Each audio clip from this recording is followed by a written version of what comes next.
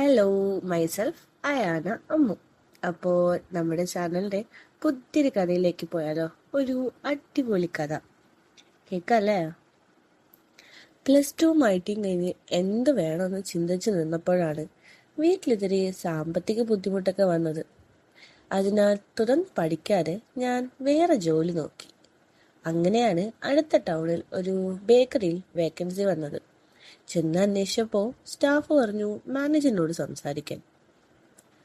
First ഫ്ലോറിലാണ് office room. അവിടെ ചെന്ന് മാനേജറിനെ കാണാൻ. ഒരു സ്ത്രീ ആയിരുന്നു കേട്ടോ. ഒരു 32 വയസ്സ് പ്രായം, ഇരുനിറം, നല്ല തുടുത്ത ശരീരം. ഇത്രയും കണ്ടപ്പോൾ എൻ്റെ നോട്ടം മുഖത്തല്ലായിരുന്നു. പെട്ടെന്ന് ആരാന്ന് ചോദിച്ചപ്പോൾ ഞാൻ പുതുതായി ജോലിക്ക് വന്നതാണെന്നും പറഞ്ഞ് മുഖം നേരെയാക്കി. നല്ല ബോൾഡായിട്ടുള്ള രീതിയായിരുന്നു മാഡത്തിൻ്റെ. സംസാരത്തിലൊരു പക്വതയും അത്യാവശ്യം ഇംഗ്ലീഷൊക്കെ ചേർത്ത് ഞാനൊരു കാച്ചങ്ങ് കാച്ചി. Madam flat. അങ്ങനെ അവിടുത്തെ രീതികളും റൂൾസും ഒക്കെ പറഞ്ഞു തന്നു. നാളെ ജോയിൻ ചെയ്യാൻ പറഞ്ഞു. അങ്ങനെ ഞാൻ പിറ്റേന്ന് തൊട്ട് ജോയിൻ ചെയ്തു. ഷോപ്പിൽ എന്നെ കൂടാതെ ഒരു കാഷ്യർ, ഒരു 2 സെയിൽസ് ഗേൾസ് ഉണ്ട്. മാഡം എന്നോട് അധികം സംസാരിച്ചിരുന്നില്ല. പെട്ടെന്ന് തന്നെ ഞാൻ എല്ലാവരുമായും ഓണറുമായും കൂടുകയും അവിടുത്തെ ജോലികളെല്ലാം പഠിക്കുകയും ബില്ലിംഗ്, കാഷ്യർ ജോലി എല്ലാം കൈകാര്യം ചെയ്യാൻ തുടങ്ങി. ഇത് മാഡത്തിൻ്റെ സമീപനം പറ്റെ മാറ്റി തുടങ്ങി. ഒരു ദിവസം ഞാൻ മാഡം എന്ന് വിളിച്ചപ്പോൾ എന്നെ ചേച്ചിന്ന് വിളിച്ചാൽ മതി എന്നും ആള് പറഞ്ഞു.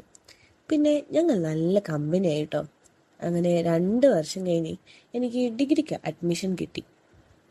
ഞാൻ ഷോപ്പിൽ പാർട്ട് ടൈമായി തുടർന്നു. എല്ലാ കാര്യങ്ങളും ഒറ്റയ്ക്ക് ചെയ്യാനും ലീവായിരിക്കുമ്പോൾ ഷോപ്പ് നോക്കി നടത്താനും ഞാൻ പ്രാപ്തനായി. ഞാനും ചേച്ചി പെട്ടെന്ന് അടുത്തു. ക്ലാസ്സിന് പോയി ഓഫീസിൻ്റെ അകത്തൊരു സൈഡിൽ നിന്നാണ് ഞാൻ യൂണിഫോം മാറി വർക്കിംഗ് ഡ്രസ്സ് ഇടാറ്. പലപ്പോഴും ചേച്ചി അങ്ങോട്ട് ശ്രദ്ധിക്കുന്നത് എനിക്ക് തോന്നാറുണ്ട്. ചേച്ചി മിക്കപ്പോഴും ശരിയാണ് സാരിയാണ് ഉടുക്കാറ്. ഒരു ഇറുക്കി പിടിച്ച ബ്ലൗസും അതിലാ നിൽക്കുന്ന വിരിഞ്ഞ ഒരു ഇതും എല്ലാം കാണുമ്പോൾ തന്നെ പിന്നെ പറയേണ്ടതില്ലല്ലോ. ഒരു ദിവസം ഓഫീസ് വൃത്തിയാക്കാൻ എന്നെ കൂടി വിളിച്ചു. കുരുന്ന് നോക്കുന്ന ചേച്ചിയെ നോക്കിയപ്പോൾ ആണ് എന്നാ വെളിയിലോട്ട് ചാടി നിൽക്കുന്ന അതൊക്കെ കണ്ട് ഞാൻ ഞെട്ടിയത്. അതിൻ്റെ വലുപ്പം എന്നെ വല്ലാതെ ഇതാക്കി. എങ്ങനെയും ചേച്ചി അത് ആക്കണമെന്ന് ഞാൻ തീരുമാനമെടുത്തു. പക്ഷെ എങ്ങനെ എന്ന് ഞാൻ ആലോചിച്ചു.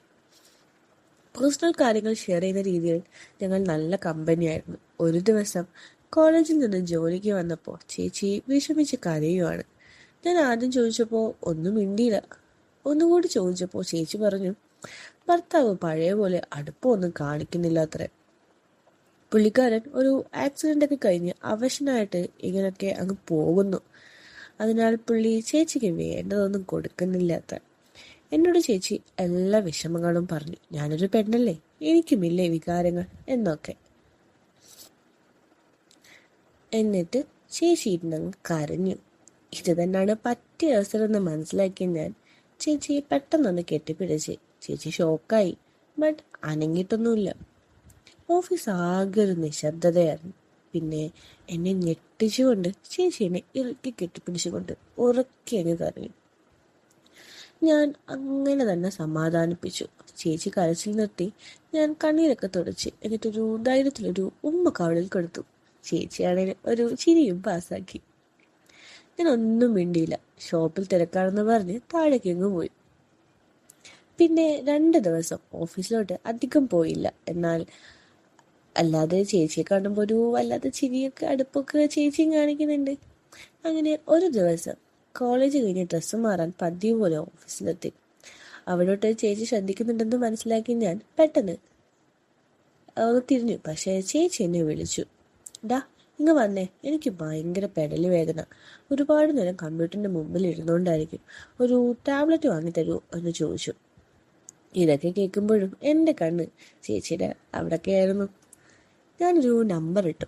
ചേച്ചി തടവിയ കുറച്ച് മാറും, അല്ലാതെ ടാബ്ലറ്റ് പ്രയോജനമൊന്നും ഇല്ല. ചേച്ചി ഒരു ചിരിയോടെ അത് സമ്മതിക്കുകയും ചെയ്തു.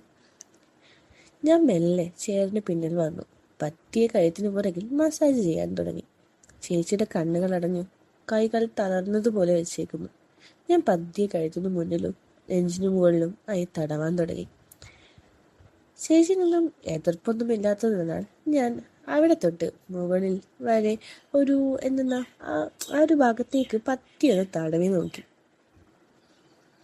എതിർപ്പ് ഒന്നും കണ്ടിട്ടൊന്നുമില്ല കേട്ടോ. അപ്പോൾ ഞാൻ പറ്റിയ ആ ഓപ്പോസിറ്റ് ഷെൽഫിലുള്ള ഒരു ഗ്ലാസ് ഡോർ ഉണ്ട്. അവിടെ ചേച്ചിയുടെ മുഖത്തെ ഭാവങ്ങൾ കാണാനൊക്കെ പറ്റും. ഞാൻ അതിലോട്ടൊന്ന് ശ്രദ്ധിച്ചു. കണ്ണടച്ച് ചുട്ടും കടച്ച് പിടിച്ചിരിക്കുന്നു.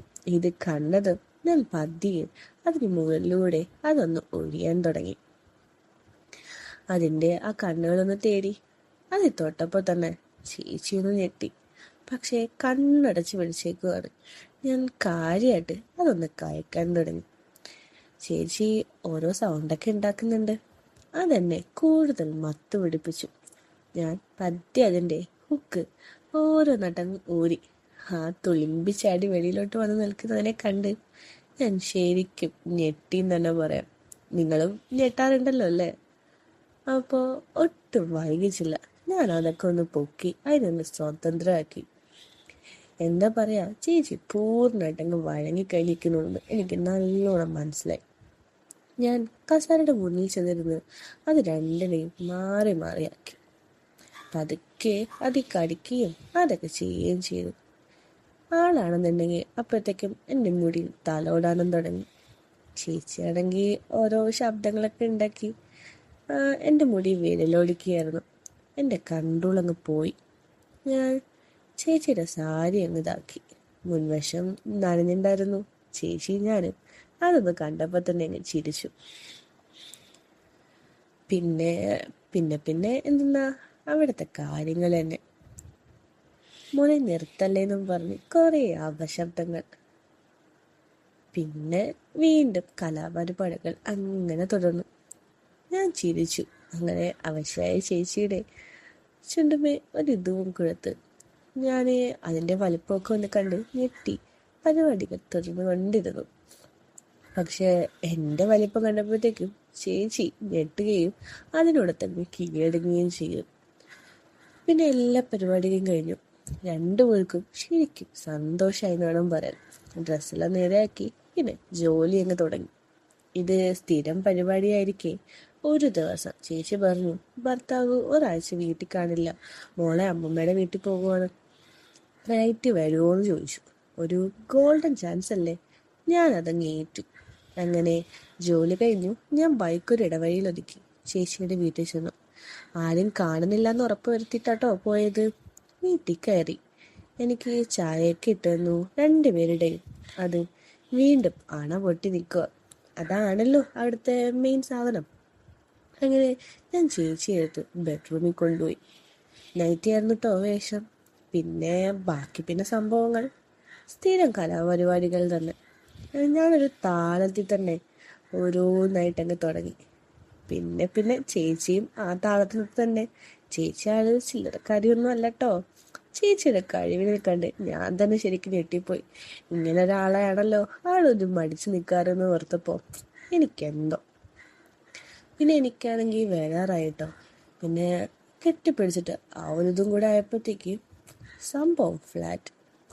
അങ്ങനെ നല്ല അഭിഷേകമൊക്കെ നടത്തി പിറ്റേ ആഴ്ചക്ക് എനിക്ക് വിസ വന്നു കേട്ടോ ദുബായിലേക്ക്. അതായത് ആ അഭിഷേക പരിപാടിയൊക്കെ കഴിഞ്ഞ് റെസ്റ്റ് എടുത്ത് റിട്ടേൺ വന്നു. പിന്നെ ആ പരിപാടിയൊക്കെ കഴിഞ്ഞ് കുറേ ദിവസം കഴിഞ്ഞപ്പോഴാണ് എനിക്ക് ദുബായിലേക്കുള്ള വിസ വന്നതും. ഞാൻ മനസ്സോടെ യാത്രയായി. പോകുന്നതിന് മുമ്പേ ചേച്ചി ലീവ് എടുത്ത് എനിക്കൊരു ഫുൾ ഡേ തന്നു എന്ന് വേണം പറയാൻ. എന്താണെന്ന് ഒന്ന് ഓർത്ത് നോക്കി. അന്ന് എത്ര തവണ ഞാനത് നിറച്ചുന്ന് ഒരു കണക്കില്ല. അവസാനം കാറ്റ് മാത്രമായിരുന്നു, അമ്മാത്രല്ല കളിയായിരുന്നു അത്. അങ്ങനെ ഞാൻ ദുബായിലേക്ക് മടങ്ങി. 1 മാസം കഴിഞ്ഞപ്പോഴാണ് ചേച്ചി എന്നോട് ആ കാര്യം പറയണത്. ചേച്ചി പ്രഗ്നൻ്റ് ആണ്. എന്നാ ചേച്ചി എന്നെ പേടിപ്പിച്ചൊന്നുമില്ല കേട്ടോ. കൈയും കാലും കരഞ്ഞു പിടിച്ച് ഭർത്താവിനെ കൊണ്ട് ചേച്ചി ഒന്ന് കളിപ്പിച്ചു. എല്ലാം പാവത്തിൻ്റെ തലയിലാക്കി. ഇപ്പോൾ എൻ്റെ മോക്ക് 3.5 വയസ്സാണ്. ഇടയ്ക്ക് 2 വട്ടം ലീവിന് പോയപ്പോൾ ചേച്ചി അതൊന്ന് അപ്പോഴത്തേക്ക് അകത്തുനിന്ന് ഇതാക്കാതെ ഞാൻ പണി അങ്ങ് തീർത്തു. അടുത്ത വരവിന് എൻ്റെ കല്യാണത്തിന് മുന്നേ ഒരു മെഗാ കളി തരാമെന്ന് ആളെ ഏറ്റിട്ടുണ്ട്. അപ്പോൾ ആ കളിയോട് കൂടി നമ്മുടെ കഥ ഇവിടെ അവസാനിക്കുകയാണ്. ബാക്കി പിന്നെ കേൾക്കാട്ടോ. അടുത്തൊരു കഥയായിട്ട് ഞാൻ വേഗം തന്നെ തരാം. അപ്പോൾ ബൈ. പിന്നെ ലൈക്ക് ചെയ്യണം, സബ്സ്ക്രൈബ് ചെയ്യണം, എന്താണ് കമൻറ്റോട് ചെയ്യണം കേട്ടാ.